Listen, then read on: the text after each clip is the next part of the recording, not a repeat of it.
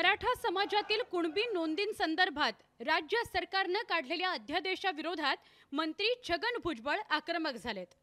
सरकारच्या या निर्णयाविरोधात ओबीसी नेत्यांची मोट बांधण्याचा प्रयत्न भुजबळांकडून केला जातोय। रविवारी भुजबळांनी मुंबईत ओबीसी नेत्यांची बैठक घेत आगामी काळातील आंदोलनाचा ॲक्शन प्लॅन ठरवलाय। 1 फेब्रुवारी 2024 ला राज्यभरात आमदार, खासदार अथवा तहसीलदारांना ओबीसी आरक्षण बचाव संदर्भातील मागण्यांचं निवेदन दिलं जाणार आहे। त्याकरता लाखोंच्या संख्येने घराबाहेर पडण्याचं आवाहन करण्यात आलंय। सगळ्या आमदार खासदारांना ओबीसी, भटके, विमुक्त हे मतदार असून निवडणूक लढवू इच्छिणाऱ्यांना त्यांच्या मतांची गरज आहे याची जाणीव करून दिली जाणार आहे। कुणबी मसुद्या संदर्भात 16 फेब्रुवारी पर्यंत लाखोंच्या संख्येने हरकती दाखल करण्यात येणार आहेत। 3 फेब्रुवारीला अहमदनगरमध्ये ओबीसींचा एल्गार मेळावा आयोजित करण्यात येणार आहे।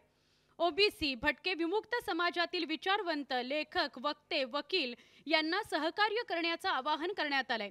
तर लवकरच ओबीसींची महाराष्ट्रभर आक्रोश यात्रा काढण्यात येणार आहे। त्याची सुरुवात मराठवाड्यातून करण्यात येणार आहे। त्या हरकती नोंदवायच्या आहेत, त्याचं काम सुरू राहील।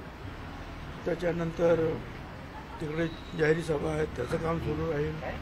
नंतर कालच सांगितलं तुम्हाला की जे काही ओबीसी यात्रा काढायची आहे, ओबीसी एल्गार यात्रा, त्याची एक कमिटी नेमलेली आहे। तर ती रूट वगैरे जे आहे, दिवस वगैरे ठरवण्याचं काम ते करतील। भुजबळांनी आपल्या सरकारने घेतलेल्या निर्णयाविरोधात दंड थोपटलाय। त्यामुळे राज्य सरकारच्या घटक पक्षातील मतभेद समोर आलेत। तर भुजबळांच्या या आक्रमक पवित्र्यावर उपमुख्यमंत्री अजित पवारांनी सावध पवित्रा घेतलाय। मी पण तुम्हाला तसंच सांगितलं, तर बोलण्यापुरता तर वेळ द्या ना।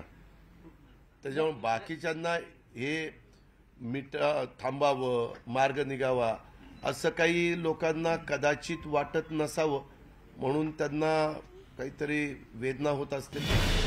मराठा समाजाला आरक्षण देताना ओबीसी आरक्षणाला धक्का लागू देणार नाही असं राज्य सरकारकडून वारंवार सांगितलं जात आहे। मात्र छगन भुजबळांनी सरकारच्या भूमिकेवरच सवाल उपस्थित केला। त्यामुळे आगामी काळात ओबीसी आरक्षणाचा मुद्दा तापण्याची शक्यता वर्तवली जाते। तर ओबीसींची समजूत काढताना राज्य सरकारला तारेवरची कसरत करावी लागणार आहे। Bureau report, news 18 Lokmat.